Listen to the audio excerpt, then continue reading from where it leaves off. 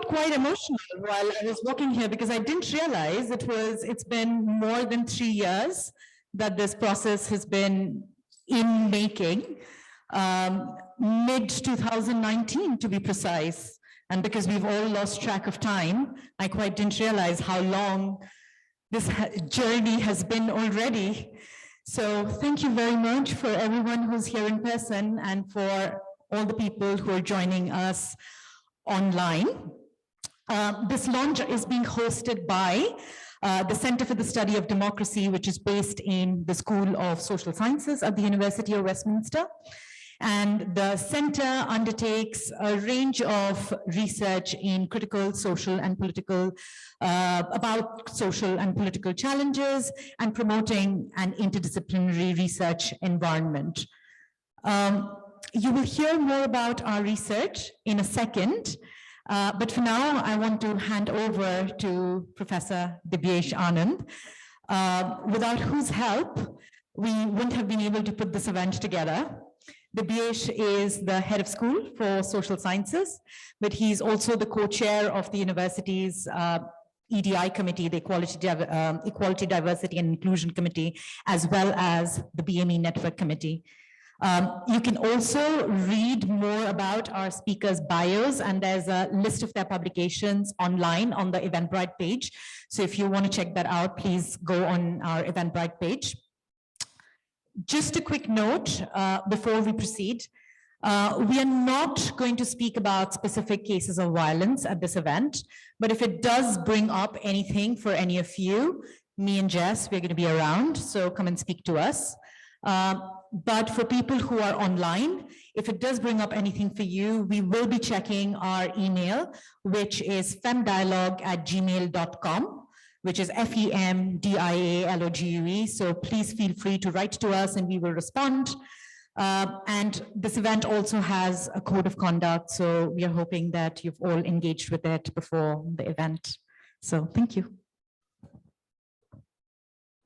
Thank you, Adrija, for inviting me here. So as Adrija said, I'm Professor Dibyesh Anand. My preferred pronouns are he and him. I'm head of School of Social Sciences, which is where partly it's co-located. It's also co-located with Media School. It's collaboration between two schools, and we are hosting Jessica, Adrija, and whoever else joins us in this project. And of course, that includes international partners. Now, Center for the Study of Democracy, which is the primary host of this event, is based in the school, and it was formed in 1989. It's quite old, if I'm not mistaken. It's oldest within the university, if not one of the oldest. It's quite old. We are known for our very critical work, but critical often did not mean something that goes beyond the West. So the way I would see is, even our center is on journey that goes beyond thinking of Europe as a site of all criticality and thinking of the rest of the world as simply a site where you do some investigation. That has changed for many years, and of course, if it had not changed, I would not be here. But we're very clear, a key theme for us is on decoloniality and post-coloniality. Now, so I'm here to welcome you to the center, and check us out, Center for the Study of Democracy, University of Westminster. You'll find us here. Again, reach out to us, and of course, through Adrija and Jessica, but also directly to us. We do range of work, and we will keep expanding the kind of work we do. But as I said, being radical, being critical, but also being humane is at the heart of how I would say we function. Now, that's not written anywhere in the document that we are humane, but I'm pointing it out because in my own experience, we have noticed is sometimes radical and critical politics can itself be quite dehumanizing. We see the others as enemies, and we are the radical ones. We are trying to bring about change, and we often forget that we are dealing with other human beings, right? So those kind of things, we do that. But also, I'd like to say a bit about our University of Westminster. Some of you are guests here, so it's for you. I'm one of the senior leaders in the university. I identify as queer. And when I say identify as queer, not only as gay, but queer in every sense. My own work is on challenging coloniality of China vis-a-vis Uyghurs and Tibetans, and of course, challenging coloniality of India vis-a-vis Kashmir. I see myself as, and I know colleagues here who also see themselves in some sense, it's not, I'm putting words into your mouth, challenging those who challenge and question all the time. And our university is a space where I found that space. even while being in that management position, Adrija earlier called me line manager. And I thought, oh, well, line manager, I don't like that word. But that's harsh reality. I'm line manager, right? So one has to balance between governance and creating more empowering space. So far, we're trying our level best within the university to do it.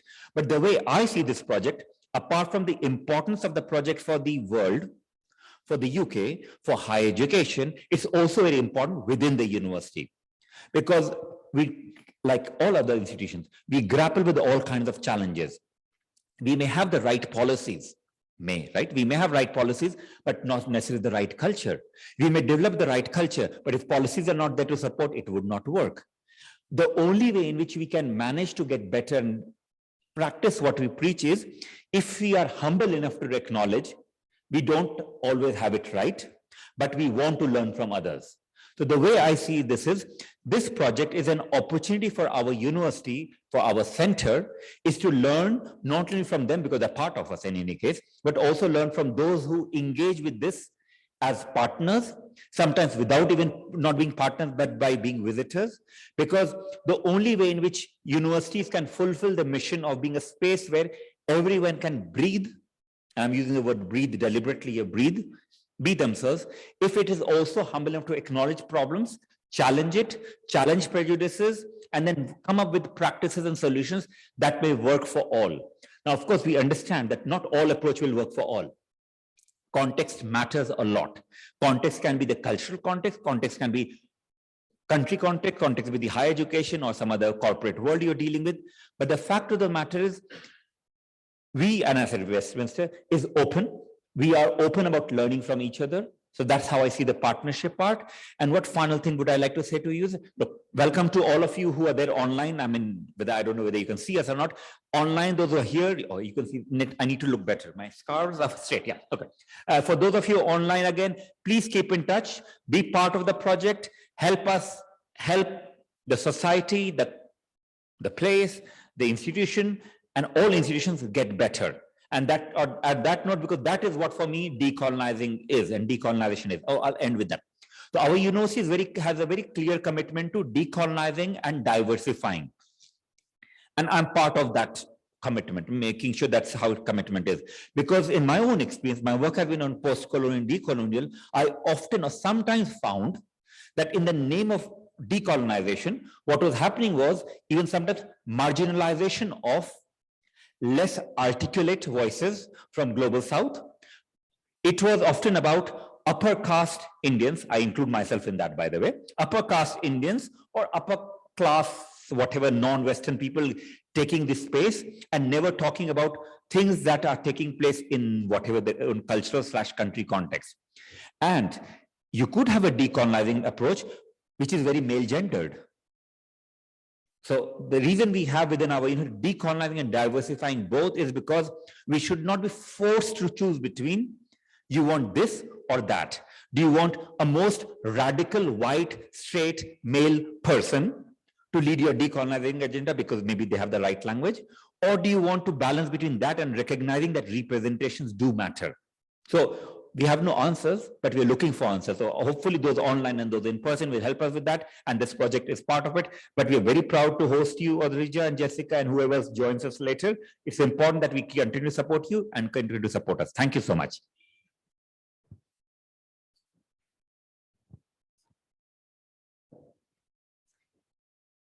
Hi, everyone. I'm going to introduce Adrija. So Dr. Adrija Dey is leading this project. She's a senior research fellow at the School of Social Science and School of Media and Communication at the university here. And Adrija conducts research with a specific focus on the Global South and through a decolonial, abolitionist and intersectional feminist lens. And she's been a really vocal campaigner against sexual misconduct in higher education and currently is the director of the International Knowledge Exchange at the 1752 group. And I also just want to acknowledge all the hard work Adrija has put in for the last 3 years of blood, sweat and tears and sheer determination and dedication, which is a huge accomplishment. So congratulations, Adrija, as well for getting us here. And I'll hand over to you.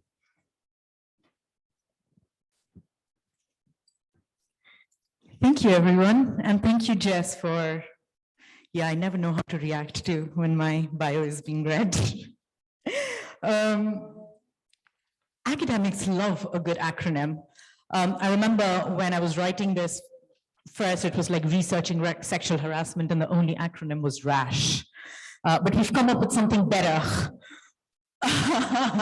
We're calling our project Fem Ideas. And one of the reasons why we wanted to call it Fem Ideas, because in our name, we wanted to very categorically cement and spell out our ideological commitments and groundings.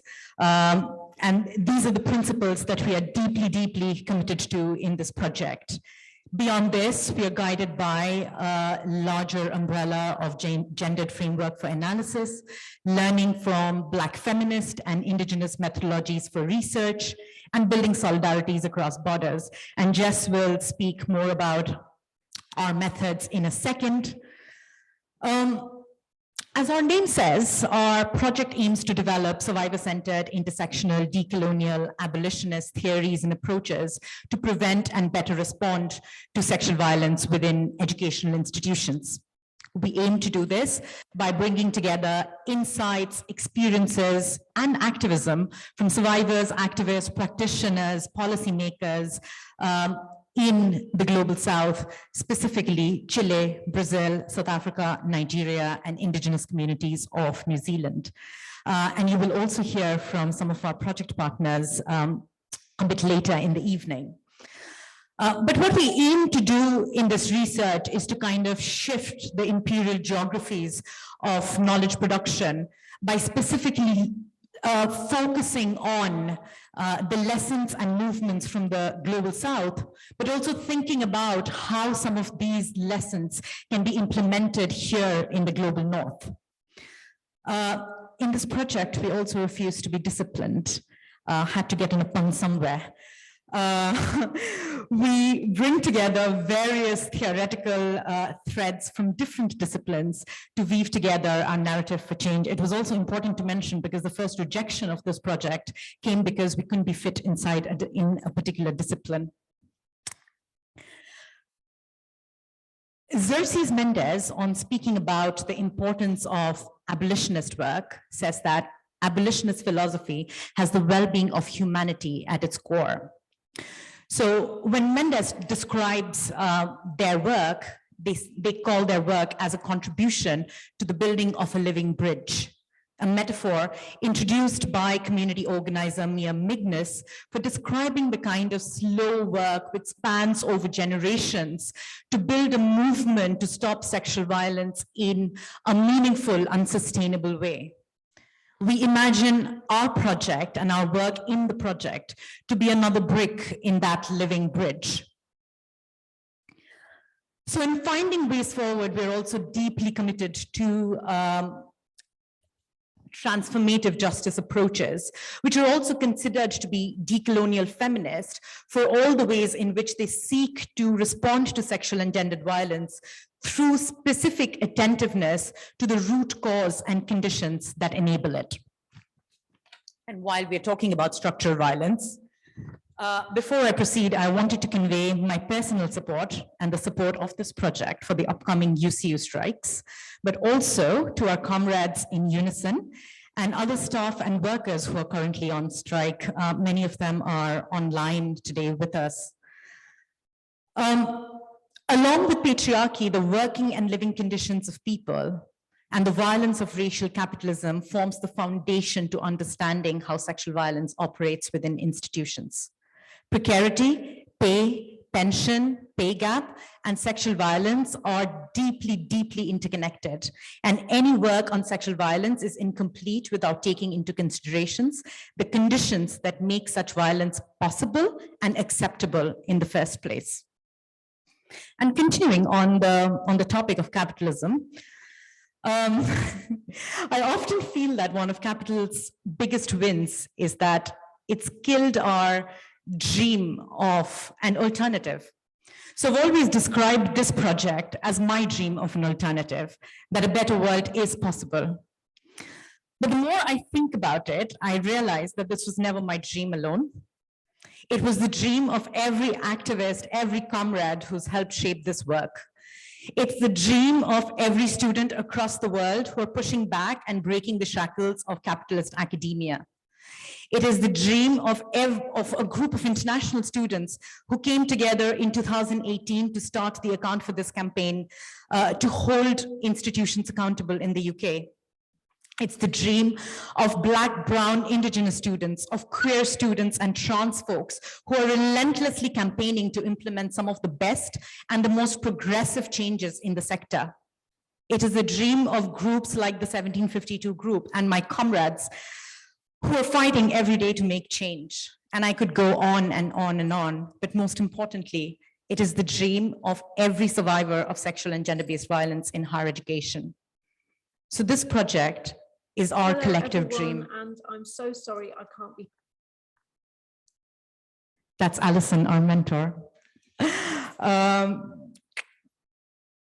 we learn and build on in this project on the tireless work of our comrades. So this project is built by a huge community of people coming together. And hence, every aspect of it also belongs to the community. Following Indigenous scholars and comrades, we define community as a structure that not only enables radical collectives and decolonizing feminist experiments, but also it's a space of collective joy, healing, and development.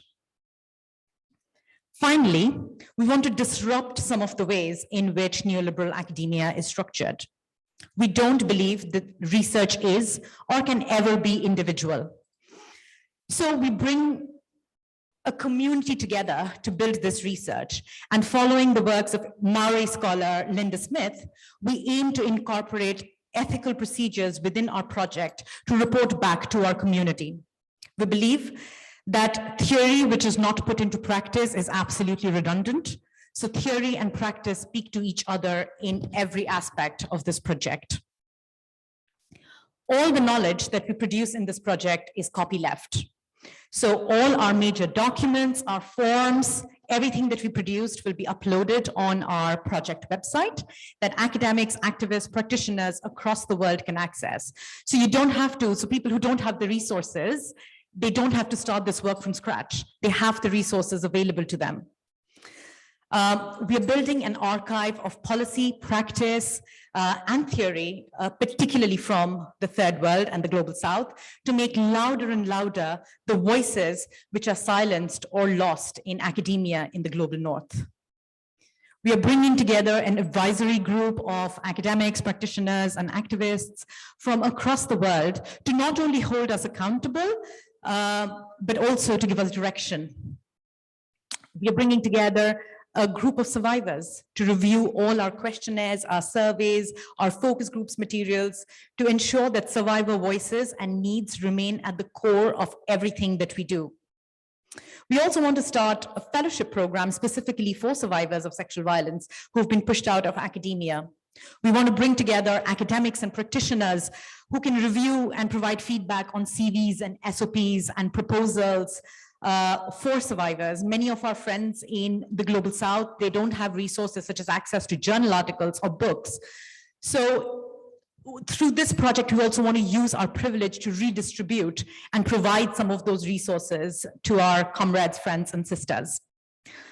But also, this is our way of sending out a very clear message to perpetrators and institutions to say that if you want to push survivors out, there are many, many people around the world who are not going to let that happen anymore. And while we try to do a lot of things differently, there are times when we're going to stumble and when we're going to fall. And this is when we urge all of you, our community who's joined us online and here, is to hold us accountable, to point out our mistakes, to tell us what we can do differently, to tell us what we can do better, share ideas, thoughts, stories, resources. If you're working in this space, it's a very, very lonely space. It's also a space which is filled with a lot of trauma. So don't think you're alone. Even if it is to share some coffee and cake, we are here. But also we are here to think together, to work together, to build a new world together. Bear with me a little while longer. while I say some thank yous.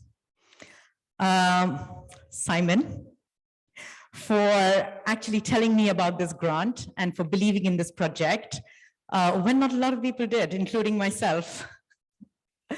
Dibyesh, for always having our back and for supporting us through everything and our crazy ideas. We learned from you on how to be a better manager, but also how to be a better member of our academic community.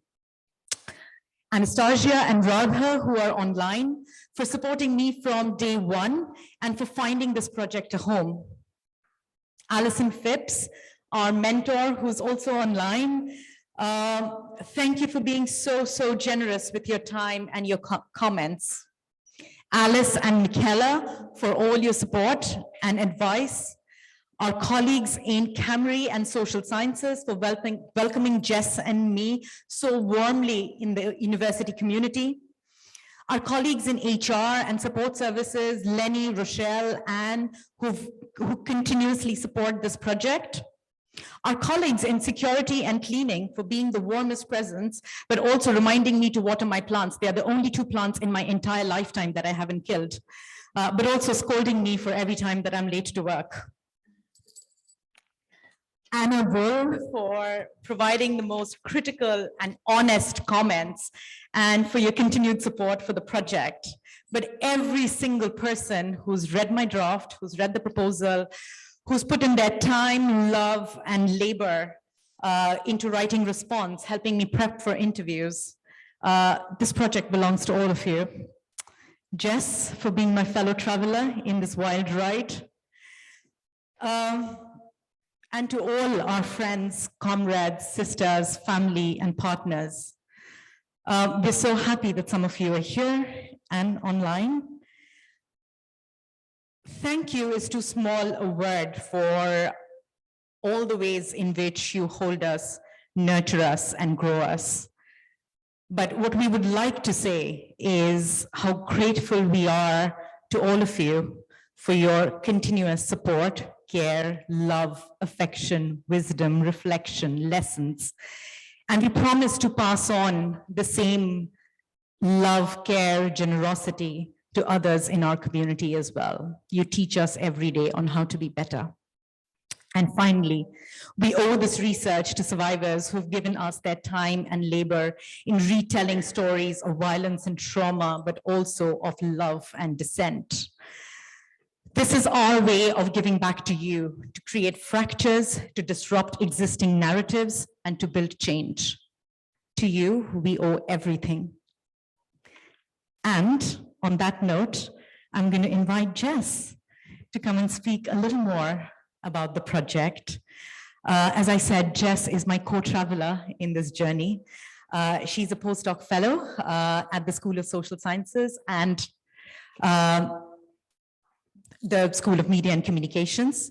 She has a background in conducting feminist, intersectional, participatory, survivor-led research in the field of gender-based violence with a specific focus on gender politics of prevention and intervention. So Jess, thank you.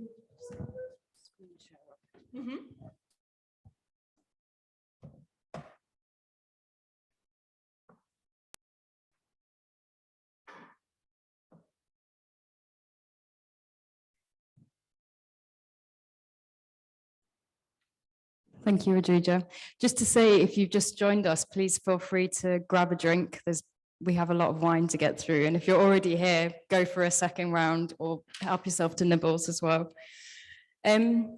So I'm just going to kind of speak a little bit about the theoretical underpinnings of the methodological approach we're using and just kind of touch on and expand some of the points that Adrija has already touched on to really kind of explore or discuss really why we've placed survivors at the forefront of all of this work.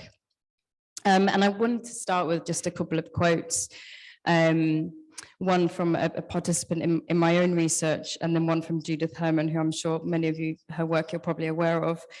And we chose these quotes really because they capture kind of the essence of what we're seeking to achieve when it comes to participants' involvement namely to create new spaces and opportunities in which to hear the voices of people whose lived experience of sexual and gender-based violence in higher education can be heard, spaces in which lived experiences are affirmed and located as epistemologically vital in knowledge and theory formation and in the development of new ways of working and policies that govern this space. Because we know that so often survivors' experience of sexual and gender-based violence in higher education and indeed outside of it are often not disclosed or heard, and if they are, they're not adequately responded to, if they're responded to at all. So we believe really that it's crucial that this is, as we approach the project, should be our starting point, while also recognizing the real and complex challenges politically, practically, speaking out involves, and of course the ethical considerations of asking people to do so. And importantly, we know that experience-based narratives function as a really key mechanism for individuals who are typically excluded from knowledge production to take control of their own representation, and for amplifying what we kind of understand as situated and subjugated knowledges. And with this, we're better equipped to respond to the social justice objectives of the study, which really drive it forward by surfacing these new kind of discourses and narratives and challenging the dominant ones that Adrija was talking about. Would you mind moving to the next slide, please? So just kind of more of the, I guess, elemental components of the study then. And in order to achieve the kind of core aim of survivor focus, we draw heavily on kind of feminist participatory action-based research approaches and trauma-informed practices, which, you know, in basic terms means critically acknowledging the role trauma occupies in the lives of many of our participants.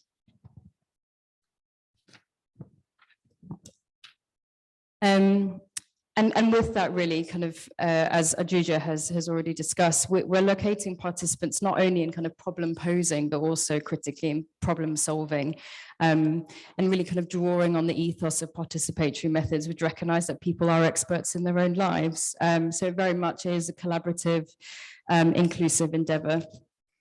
And again, as Adrija has noted, a key aim really is to shift the lens through which we typically view sexual and gender-based violence in higher education, and indeed the way that institutions are conceptualized and understood and their role within this.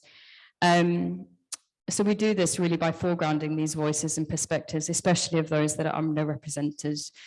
So survivors, practitioners, activists, academics, with an explicit focus on those from the Global South, and centering the knowledge of those that have been and continue to be marginalized through colonialism and ongoing colonial logics.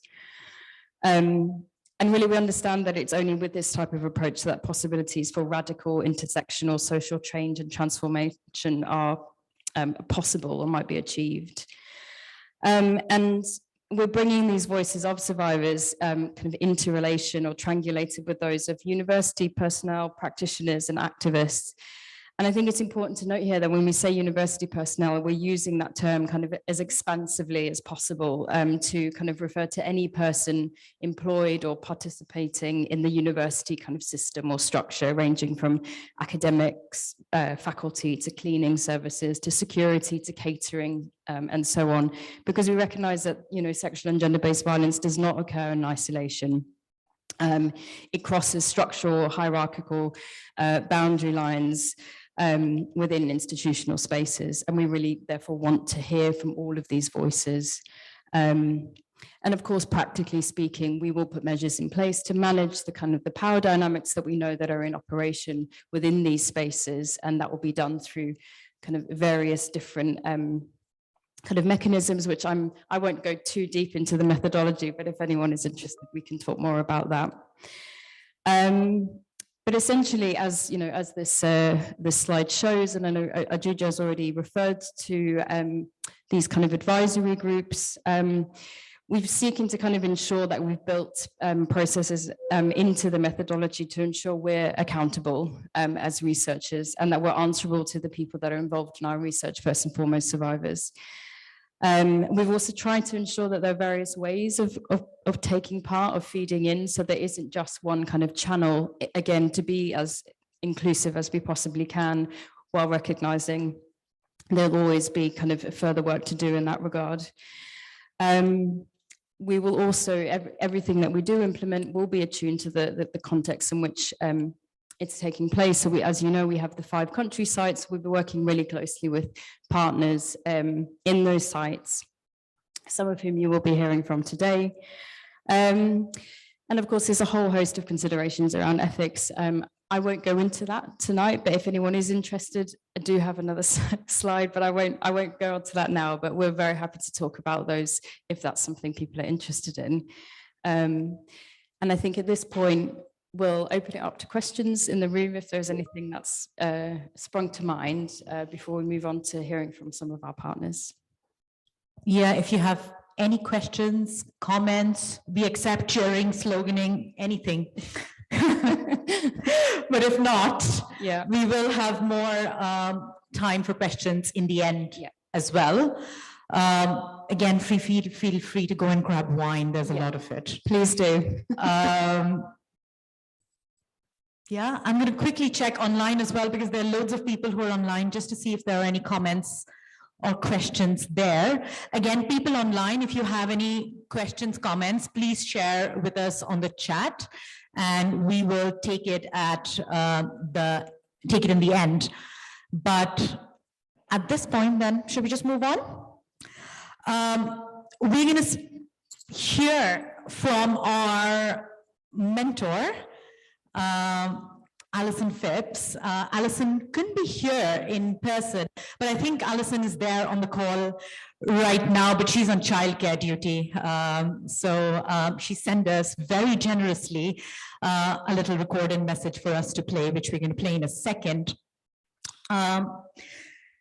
But we are so grateful that Alison is the mentor for our project. For many of us, it is her work, probably that she started about a decade ago, that set us off in this journey of wanting to do things differently around the research of sexual violence in higher education.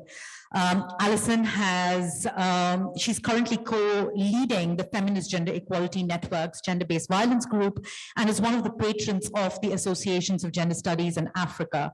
She's also recently joined a new collective that many of us here are a part of, called Abolition Feminism for Ending Sexual Violence, along with her Newcastle colleagues. So here's Alison. Here in person. I'm absolutely delighted to be supporting Adrija and Jess with this important project. I've sent a video as I'm on childcare duty this evening, but I'll try to zoom in live as Have we lost? Shall we try again? Switching on and switching off always helps. Why not? a massive screen. I can only apologize. The next step will be banging the computer, which I will do. What are we doing? No idea. Let's try all. And I've probably tried every single method you can think of to use the master's tools to dismantle the master's house. The failures of my own activism eventually brought me to abolition, and it's great to see abolitionist and decolonial approaches start to permeate the mainstream of the UK movement through projects such as this. The carceral focus of sexual violence activism in Britain is deeply inflected with whiteness, and I mean whiteness as a historical, social, economic, political and cultural structure, not an identity or the colour of anyone's skin. Political whiteness refers to modes of political action that combine victimhood and supremacy, grounded in fear and threat, and seeking redress for individual injuries through the power of the institution or the state. Now, the university is not the state, but it's not the state either. Universities are central to flows of dispossession and accumulation, and deeply embedded in state capitalist exploitation and violence, including post 9/11 border and counter-terrorism regimes. The university is also a key site of modern distributed governmentality. The white feminist attachment to institutional governance can be seen as a flight from vulnerability in the absence of other viable options, set within what Lauren Berlant might call genres of crisis, focused on both sexual violence in universities and the labour relations of the institution itself. But like state feminism, this governance feminism produces collateral damage. Black students in the US are disproportionately represented in student discipline cases. Queer academics are more likely to be accused of sexual misconduct, and safeguarding agendas in women's sport have led to outcomes that exclude trans and other marginalized women. Like appealing to the state, asking the institution to keep us safe protects some at the expense of others. It's also difficult to see how the web of risk management and regulation in British universities, policies, checklists, benchmarks, case management processes, codes of conduct, is improving relationships in our institutions. It's mostly being spun by paid consultants, and activists have to marshal our creativity and empathy in the service of administration.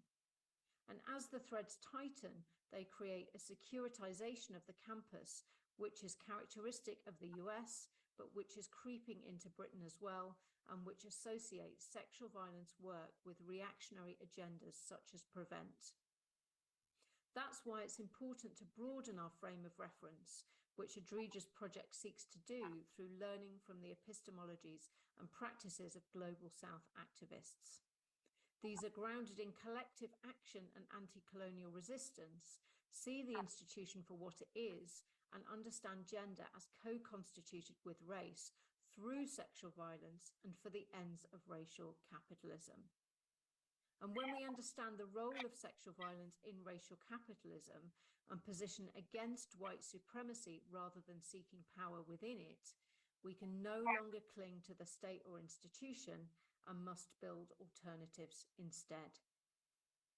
As Angela Davis, Gina Dent, Beth Ritchie, and Erica Miners write in their book, Abolition Feminism Now, abolition must be international because capitalism is global, and alongside exporting economic exploitation, it exploits carceral ideologies as part of a protection racket that keeps us under control. The pincer movement between interpersonal gender violence and state violence is deeply colonial.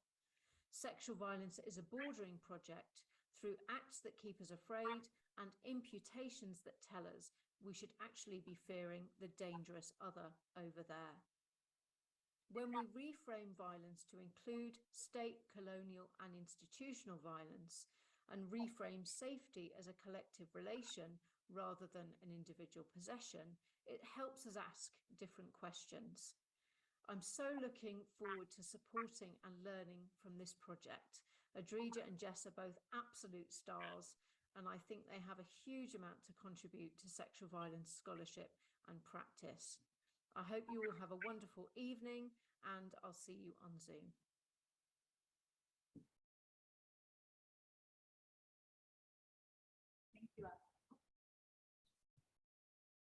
Thank you, Alison. Is Alison there now?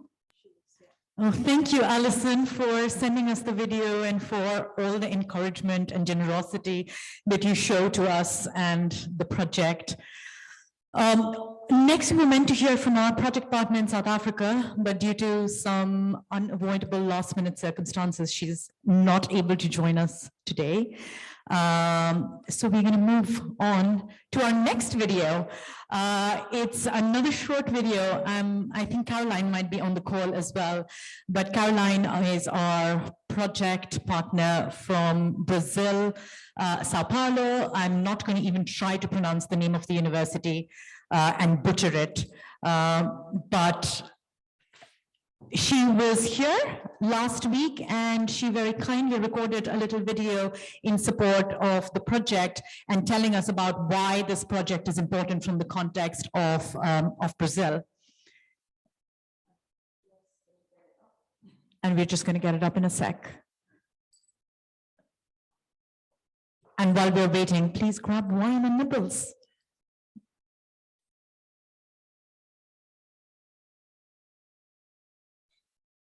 Hello, everyone. I'm super happy to stay here in a video with you. And I'm pleased to support this project as a partner, the project about decolonizing sexual and gender-based violence in higher education, especially in Brazil.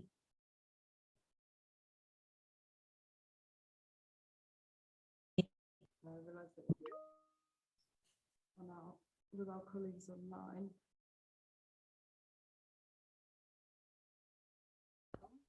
And for me, it's really important to talk more about this subject because the last 4 years we had disinvestment in higher education.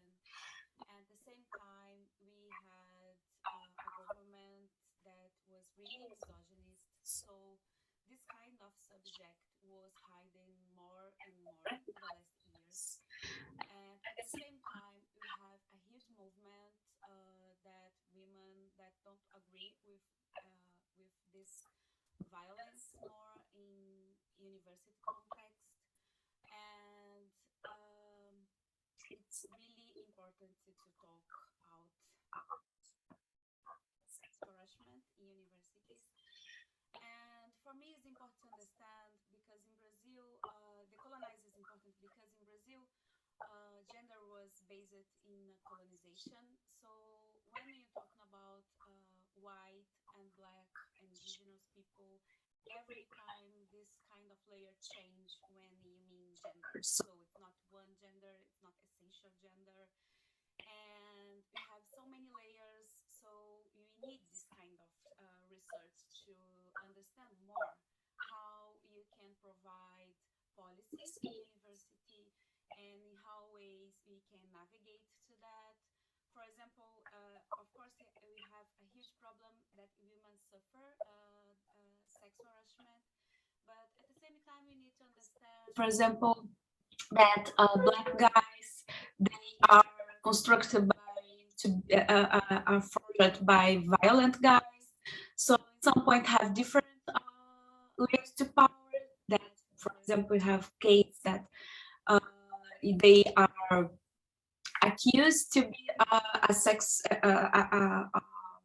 perpetrate some kind of violence, and they just agree with that because a black guy, and sometimes it's not the point. So what I mean, it's like it's not just about women, it's about how gender is constructed and how you can understand deeply this situation. And of course, when we saw sex harassment, we have a lot of women that suffer violence. And you have and in Brazil, you have a high numbers from different kind of violence, and you keep hiding this conversation. So university, it's not different because sometimes we understand university like political place, and this, because you have a lot of scientists there, it's not we really believe that's a safe place, but it's not. And for me, it's more how we can navigate in these powers in university, understand that gender is a way to construct power. So sometimes it's not just about if you are a professor and a student, but how these relations happen with your colleague sometimes. So it's not about hierarchy inside the university. It's more look at the gender hierarchy and in a intersectionality way, of course. And so I'm also happy that I support this project because now we have a different government.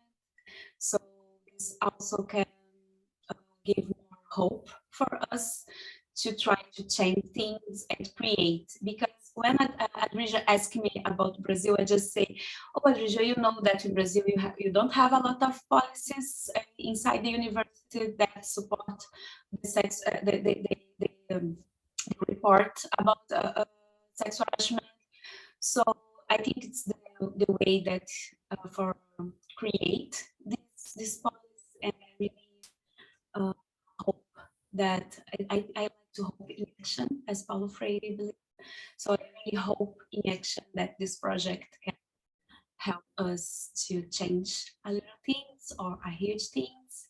So is that I'm glad to be part of that, and thank you so much.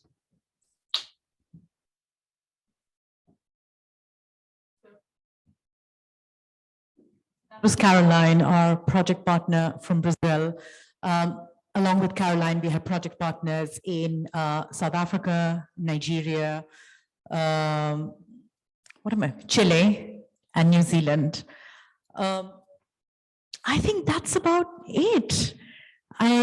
Jess, do you have any closing remarks, comments? You don't have to. I don't think I do. Just an apology really for my poor You did tech, transitions between things, but no, you did great. Anything that didn't work was a capitalist conspiracy, so it's fine. there you go. Trying to stop us. That's the line we are taking.